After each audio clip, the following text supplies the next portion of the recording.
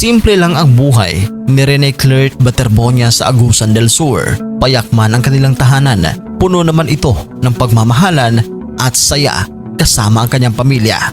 Ibinahagi ni Ateneo de Davao basketball coach Jess Linos Evangelio ang nakakaantig na pangako ng palarong pambansa 2025 MVP na si Rene Claire Baterbonia. Ayon kay Coach Jess, may madamdaming mensahe si Rene bago siya lumipad patungong Maynila upang opisyal na sumali sa Ateneo Blue Eagles at makamit ang oportunidad na maging scholar ng Ateneo de Manila University o ADMU. Ito ang mensahe ni Rene na ibinahagi ni Coach Jess sa kanyang Facebook.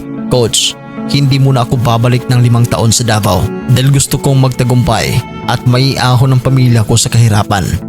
Si Rene ay isang benepisyaryo at monitored child ng Pantawid Pamilyang Pilipino Program o 4Ps ng DSWD. Ayon sa Department of Social Welfare and Development, matagumpay na naka-exceed sa programa ang kanyang pamilya dahil sa unti-unting pagbuti ng kanilang kalagayan at pag-angat ng antas ng kanilang pamumuhay.